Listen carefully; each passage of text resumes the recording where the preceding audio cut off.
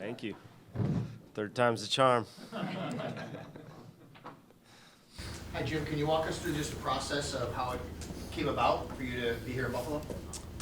Yeah, it was a very exciting process for me. Had different, varying levels of interest from different teams around the league, and just exciting to kind of work through the opportunities, reach out to people, and ended up on being in Buffalo. So very familiar with the organization, with the people, the fans. That was the biggest sell, knowing how close this team is, really to get into that ultimate goal of playing in the Super Bowl, and having played them the last couple of years, just understanding enough about what this roster is and what I feel like it can be. But it was a wild ride for a couple of weeks, having a lot of conversations, and I'm excited to get to this position right now talking to you guys. What is it about the roster that excites you? I think there is a level of versatility in there that is exciting to think about, and just more excited to get the staff together to really piece it together. There's going to be change.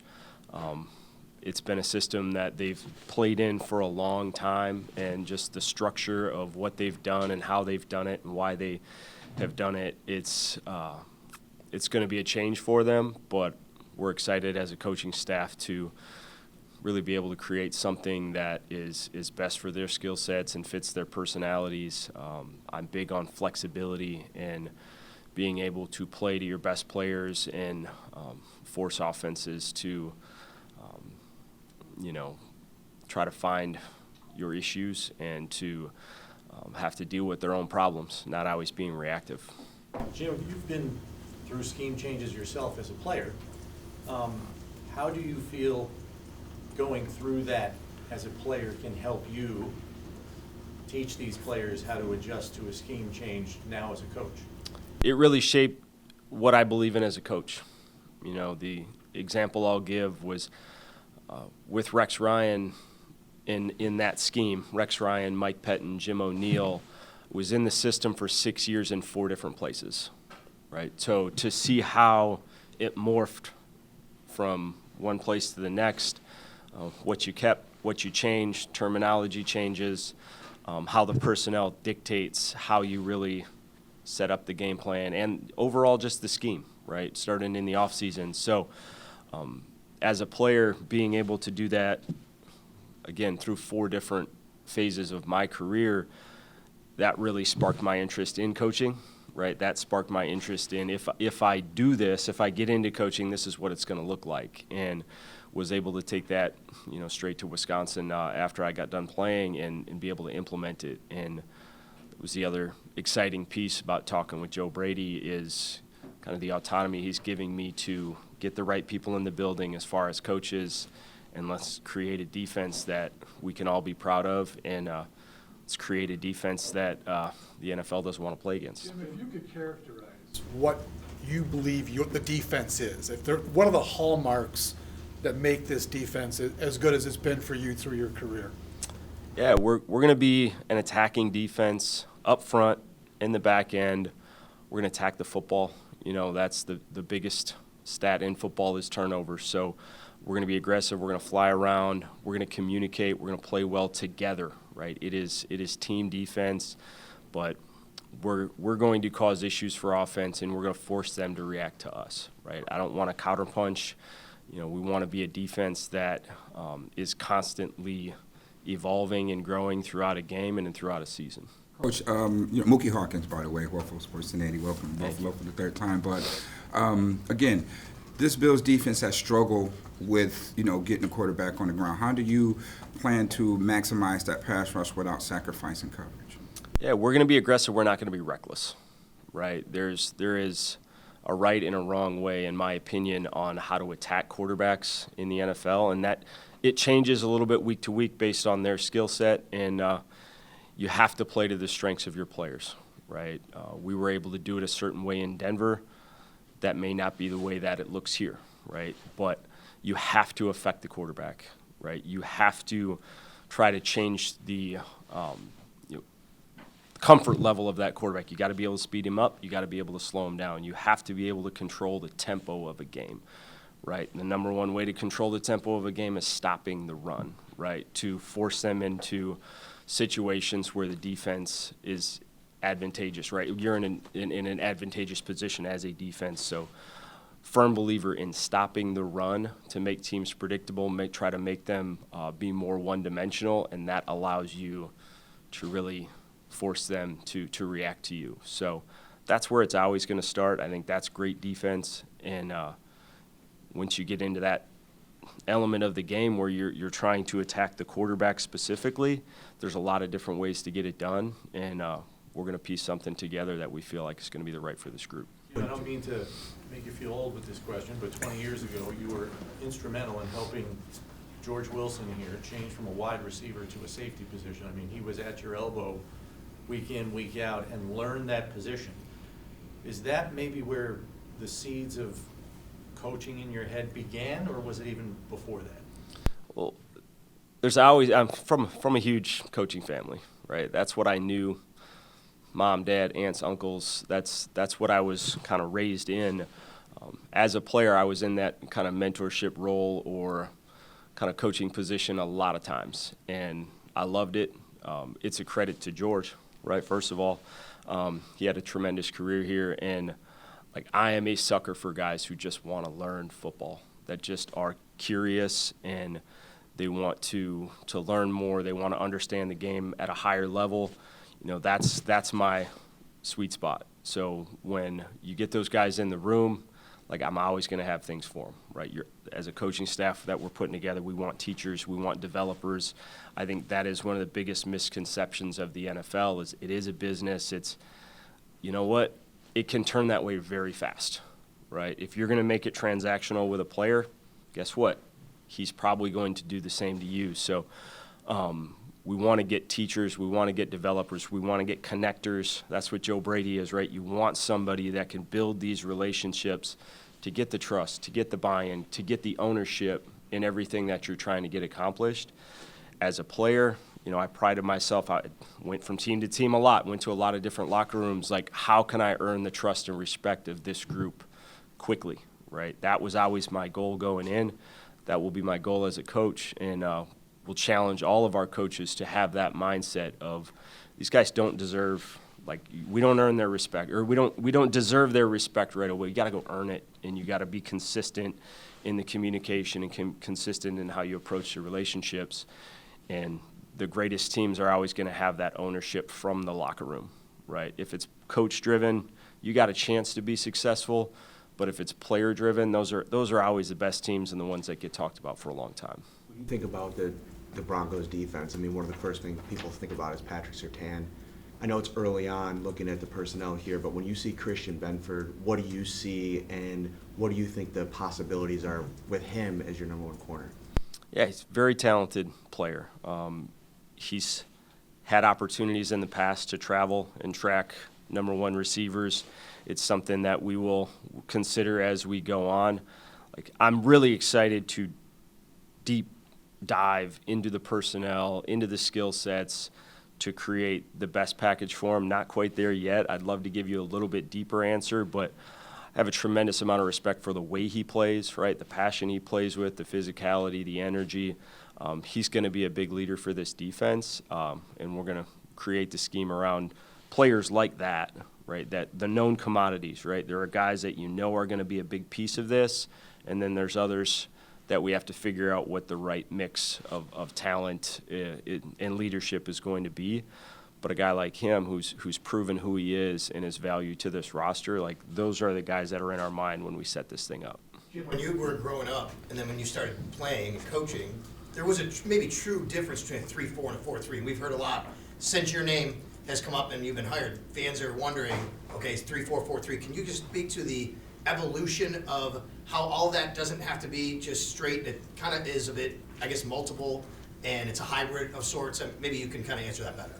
Yeah, it is much more fluid than it used to be. I think the evolution of spread offense throughout high school, college football, it's very similar to the NBA where it's created a little bit more positionless type of player right? There are unique skill sets all around the NFL where guys don't quite fit in your traditional box of edge defender, defensive tackle, nickel, safety, right? And that's where I've had the most success in my career as a coach, was finding those guys that fit in a little bit different role, right? You have to be a more creative in order to play to their strengths a little bit more often, because it may not be just traditionally they're elite at this skill or they're elite at this skill. Their main value is the versatility that they bring. Being a Swiss Army knife, high football IQ, right? Communication skills. The more people you have in that room, it doesn't really matter pre-snap presentation what it looks like, you can still get to the same concepts. So I do think that the way that these guys have been raised through football in the 7-on-7 generation, and again, a lot of spread offense, that it leads to a little bit more diverse skill set for a lot of players that are now in the NFL. And how does that, on a down-to-down situation, stress an offense from what you've been able to see at the NFL level? If you can create a lot of different looks with the same 11 people, right, that's when offenses have to react, right? It changes blocking schemes, right? It changes what the quarterback from a visual presentation sees down in and down out. For you, it's very simple, right? For you, it's core concepts and just different presentations of the same, either front structure or coverage that you're getting to. It's going to look different to an offense. So big believer that you can create a lot of volume within your system without being too complicated, right? You have to be efficient. You have to be very good at what you do, but it's more in how you present it than what's actually happening on the field. So you're forcing offenses to think, right? You're forcing offensive lines and quarterbacks. They have the most stress on them on the field, and if you can force the offensive line to think, if you can force a quarterback to think pre-snap and have to react post-snap, then you're going to be in control of a lot of snaps. Jim, what do you remember about your original time here, undrafted free agent? You came in with Malarkey. What do you remember about those days? You were a real long shot at that point to make the team. What are your recollections? Number one, the thing that jumped out was just how close the locker room was. It was, I think Buffalo is a unique place, right? It's a unique place in the NFL, and the thing that stuck with me and kind of stood out early and then stuck with me throughout my career, that locker room felt a little bit different here as far as how tight it was, how much players hung out with each other, and the interaction away from this building was different than almost every other place that I was, right? And that memory always stuck with me, right? Some of my closer friends that stayed in touch with throughout, even to this day, were here. And I think those things really stick with me when it was coming down to the decision on where to go. And then outside of that, the fan base, they just want to win, right? They want to support this team. They want to just be part of a Super Bowl champion team. And they're going to get on you when you're not playing well, right? They're going to have answers when you're struggling. But deep down, they really just want to watch you succeed, and they want these players to play a certain way, right? They want the players to act a certain way, right? To respect what this place really is. That's the thing that stuck out from that first time I was here. Jim, when you look at, this would be a change for certainly the players who've been here. Do you think of like a timeline of how you would envision this going in terms of like setting up your structure and all before it becomes individual players in certain spots? Because you have the off-season program, the draft, all the different players coming in. Is that something you envision, or is that something that's adaptable as it goes along the way? I think it has to be adaptable as it goes on. There are certain knowns that we are able to game plan around, and then between free agency, between the draft, like there's going to be change on what this roster is eventually going to end up in the fall. So we have a plan. We're going to lock ourselves in a room and just get to work, evaluating the talent, right? What's the starting point? Again, it was been the same system for a long time here, right? It wasn't all broken, right? It doesn't all need to be thrown out. There's elements that we'll be able to build off of. There's a comfort level from players that you want to maintain, And this is something that will continue to evolve. It might look a lot different in year 2 than year 1, and that's okay, right? It doesn't mean that we're not setting the standards at a certain level from day 1, right? But it might look, the presentation of it might look a little bit different as this thing gets pieced together.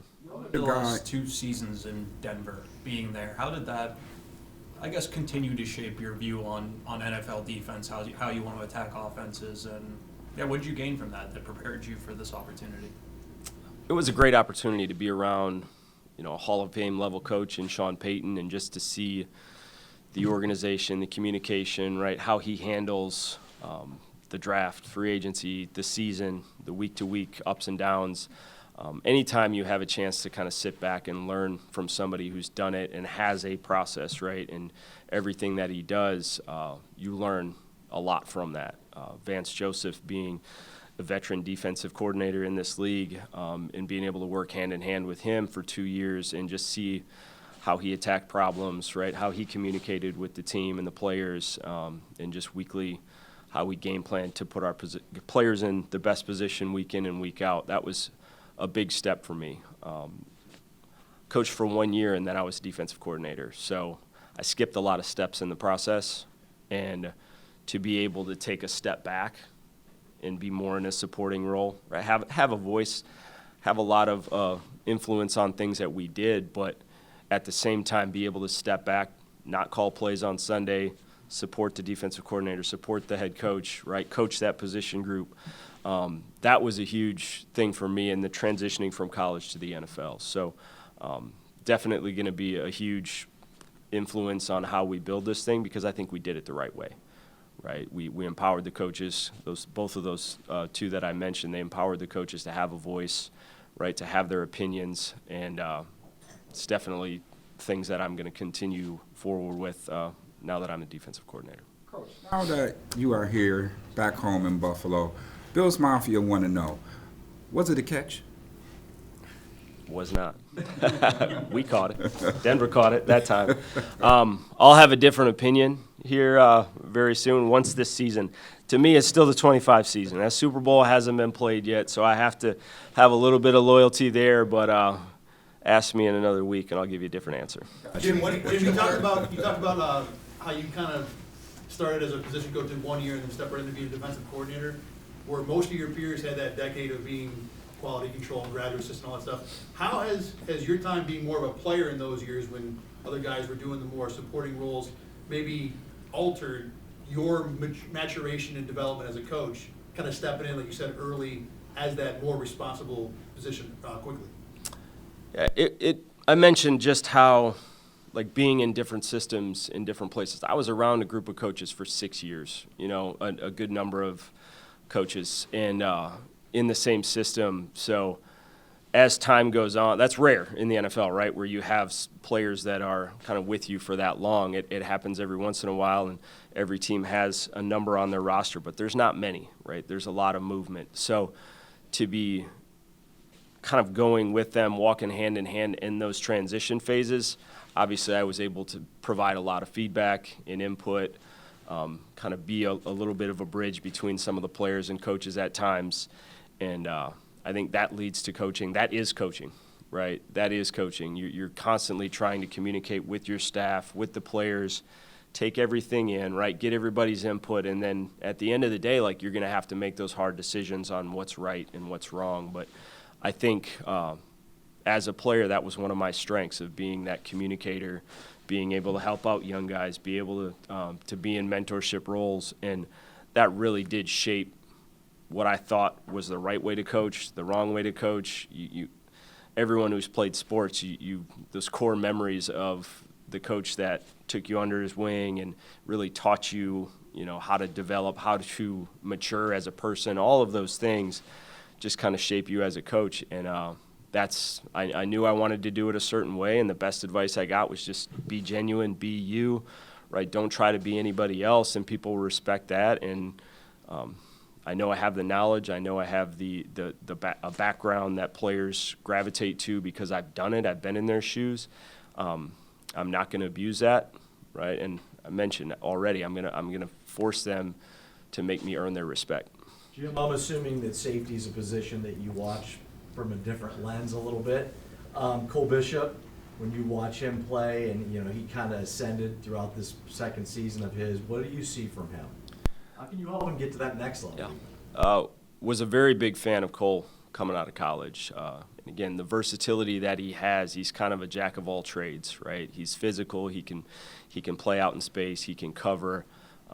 He kind of is the type of safety that I tried to be myself. So definitely gravitated to his game when he was getting out of college. And there were certain things that he wasn't doing as well at the college level that I felt like there was going to be a little bit of a process for him to really flourish in the NFL. And it was kind of awesome to see him go from year one to year two, and you're starting to see those flashes show up more and more, kind of as I expected through the evaluation process.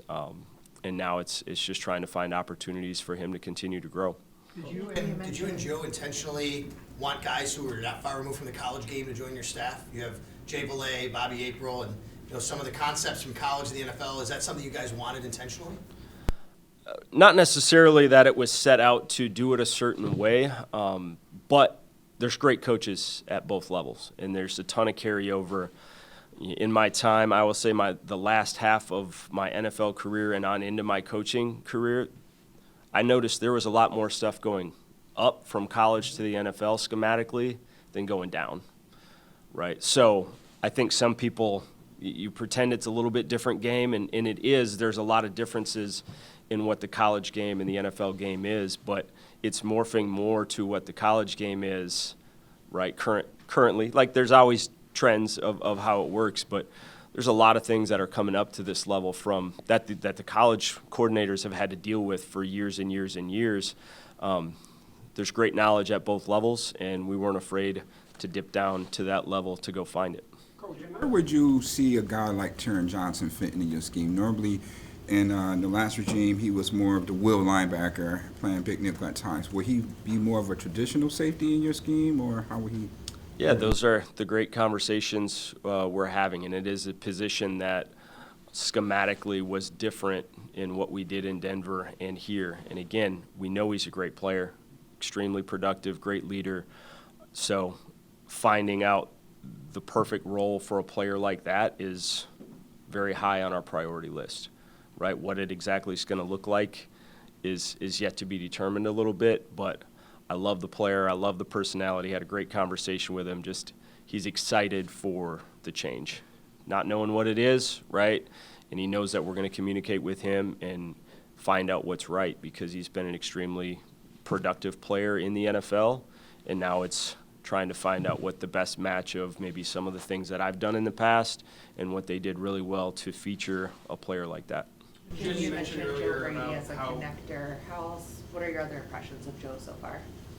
Energy, number one. Obviously, he's very passionate about football. He's very passionate about this place, and you don't have to talk to him very long for that to come across. So, I mean, that was the number one thing. And then just the communication, the openness that he's had with me on what he's trying to do, how he's trying to build this, right? The people he's trying to get in the building, the culture of the team, where he thinks it was great, where he thinks it can improve, right? Just, again, the openness of which he communicated from the first conversation that we had all the way until I was in the building and even till today. So that was the biggest impression that came across to me. I've yet to find a person who said negative things about him. I'm going to find it, don't worry. But everyone had a ton of respect for who he is, his character, what he's all about. So, that went a long way in my decision process as well. As a defensive play caller, does your philosophy change at all in the postseason compared to the regular season? Because I think one of the knocks on this defense has been that in the regular season they have been very consistent, but in the postseason that has not carried over. Is there a philosophical change of what needs to happen defensively in the postseason compared to the regular season? No, but the talent you play sometimes is a little bit better and more consistent, right? That's why they're winners. It's why they're there. So there is a way to win every game, right? Firmly believe there is a way that you need to play and want to play to win every game, and you have that plan going in, and you have to be adaptable as the game goes on, right? There's going to be things that happen throughout that, adjustments from an offense, things that aren't working on a defense, and firmly believe that you put a great plan together, and it's my job as a coordinator as things start to play out within the course of a game is be willing to adapt and make adjustments, and our players have to understand that is how you win. It's not necessarily different in the postseason than it is the regular season, but again, it's the best of the best at that point. So I think if you build too rigid of a system and a structure and you just count on maybe some of the things you were doing against teams that aren't as good or aren't as consistent as you're going to play in the playoffs, certain quarterbacks, right? The cream rises to the top when you get to the playoffs, and you have to find the right way to beat those players. It might look a little different than the playoff, but the mindset and the attitude is the same, and that's what we want to build this team to beat anyway, right? You want to build a system to beat the best teams that you're playing year in and year out, starting with the division, right? And then you go out to the AFC, and then obviously you got to cross over and play the NFC in that championship game. So you have to build a system that's adaptable enough to beat different styles of offense, different types of quarterbacks, right? Different experience levels. But to me, the best way to do that is with some of the flexibility and having that attacking mindset where your players know that you're going to attack an offense, but you're also going to make changes throughout the game and throughout the season. Since you've been back to the NFL, where have you seen NFL offenses kind of evolve the most over the last couple of years? Yeah, I think a lot of things trended more towards spread concepts, and I think you're starting to see a little bit of a retreat back to the heavier groupings, the tight end usage, the fullback usage, just based on trends that I'm seeing, right? And it's always been there. It's always been there more at the NFL level than the college level, but I think that's one of the biggest things, and even the last 2 years that you're starting to see that play of like, what is the personnel grouping that best fits the roster, and teams were spreading it out a little bit more, and I think it's kind of coming back to a little bit more of the league norm of what the NFL's been for years and years. Sorry, I didn't get you off. Jim, you mentioned earlier about the closeness of the locker room was something that you liked when you played here, and I know I'm kind of putting you on the spot here, but do you have a favorite memory from actually playing here, whether it be a play you made or a game you had a chance to play in? One of the best memories, the game was not the memorable thing. It was more after just the energy, the attitude. We played in Cleveland, and it was a snow game, one of those you get snowed in, right? And the whole city shut down. So you kind of just have the hotel, you have your players. End of a season, it was end of a rough season. We were out of the playoffs, but one of those memories that will always stick with you just because it kind of encapsulated what it was. It sucked. It was a shitty game. We got beat. You felt like crap, right? It was snowy. You were stuck. You couldn't get home, but you make the most of it, right, with that team, right, with the people who came to support you, right? It was your team. It was any family that came to support you. They were also stuck. That's all you had, right? So that was one of those memories that will always stick with me. And, again, I wish the outcome of the game was a little bit better, but it kind of encapsulated what it is, man. It's this locker room. It's this building. It's the families of the players and coaches, and you kind of felt like that's what you had in that situation. What did you learn about? What was the final score of that game, 6-3? Something like that. I know they kicked a crazy field goal in the snow that you were trying to figure out how they won or how that went in. But What did you learn about being an interim when you were an interim head coach? How has that helped you see things from a different lens when you have to have kind of your hands on the whole roster, not just the defensive side? Yeah, I think it really taught me to surround yourself with the right people so you can trust, like, this is a vision, this is a communication, and giving people the freedom to go do their job, right? Became the interim partway through the year, still called plays the rest of that season, right? So all of a sudden, my job description changed very quickly, dealing with offense, defense, media, you name it, right? All of the things that all get thrown at you. Throughout that process, I learned, like, you can't micromanage this, right? In order to have any type of success and try to kind of throw the brakes on where this thing was going and reset it and move forward, if I tried to micromanage that situation, I would have got buried, right? So, it just reaffirmed, get the right people around you, right? Give them a voice, communicate with them, give them the vision and the plan, and then let them go work for you. And that was probably the number one thing I learned going through that. And obviously you're dealing with there was a lot of frustration, there was a lot of anger, there was a lot of emotion, right, when that decision is made. So not only are you trying to just go win football games, but you're trying to deal with a lot of the just a lot of energy being wasted on things that were kind of out of players' control and even the team's control. Familiarity, right? When did it really hit you that you was back here? When did it really sink in that, this place is contagious for you? Obviously, this is your third stint. So, when did it really hit you? To me, it was when wheels hit the ground at the airport, right? And you're like, okay, I remember this place. And you start driving here, and you get into the building. A lot of this building was different. I think it got updated in 2014, 2015, right? It was right after I left this last time. So there was a number of faces that I recognized. The energy you recognized, right? See the stadium, and like, I know this place. I didn't know the one across the street now. I'm excited to get in there, but that's when it really hit, is when you get here and you start driving around. Like, I know this place. Like, this is not something that I got to come in and try to figure out how to navigate the fan base, how to navigate the city, and what the city really wants this team to look like. That's not a question mark. So that was kind of the cool thing when you got in here, and it's still early.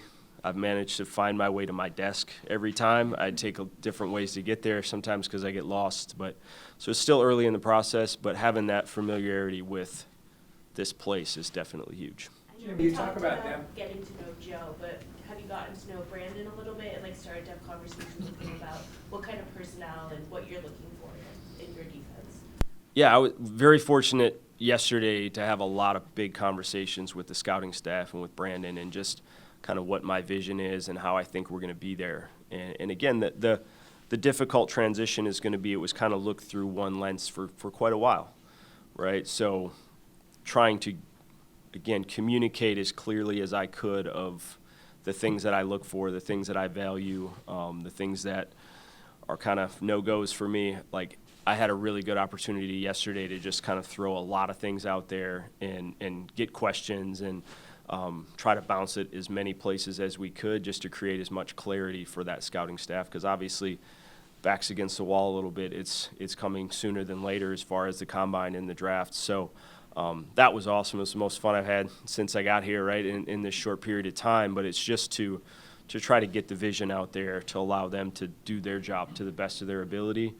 And, there's going to be a lot of back and forth. And, again, hopefully you guys understand, I love empowering the people around me to, question and challenge and let's have these conversations, because that's going to create the most clarity. Jim, you were coaching against this team. It was only 3 weeks ago. Then you play in the snow game with a chance to go to the Super Bowl. What's it been like for your family and everything? This happens pretty quickly, doesn't it? Yeah, it's always shocking every year, and this is kind of my big move, right? But every year it shocks you just how fast you go, and then all of a sudden it's like hard stop, and it's over, right? So it shocks you every single time you go through that, just the finality of a season and knowing that there's going to be big changes, and sometimes hoping you're not part of the big change, and then other times knowing that you have some big decisions that you're going to have to make. So it's hard every year because you build those relationships, and but I'm excited for the new beginning here. But it is, and that was a part of the process of knowing what this team is, right? Having played them 2 years in a row in the playoffs, and just understanding the talent in this building and the culture that was here and how they played. Like, it's a pain in the ass to play against that offense, and it was always the most difficult that we played throughout the season. So to have that on my side is going to be a lot of fun. Jim, Brandon said on the radio today that you and Joe actually talked about, hey, this is what I saw from your defense, this is what you saw from his offense. How cool was that for you guys to learn that from each other? Yeah, it was a great experience to go through. We'll sit down even more, but those 6 to 8 plays, that kind of critical moments in the game, it was like, what did you guys think here? Why did this happen? That's it's what we do. That's what we love, right, is having those conversations. And that's going to be the exciting thing for me, because I know he wants to have those conversations, offense, defense, game planning, to set this up the right way. And but yeah, it was fun to kind of hash out some of those things, and just you don't get to do that very often, right? I mean, sometimes coaches on the other side and you can go back and forth a little bit, but to be able to sit down and kind of go through play by play a little bit was exciting, just to see what they're thinking, what we were thinking, and obviously you knew the results based on how the game played out. Jim, you talk about the different lens that's been here. How much different do you think your lens is than the one that has been here the last few years? I got a tremendous amount of respect for the coaches that were here.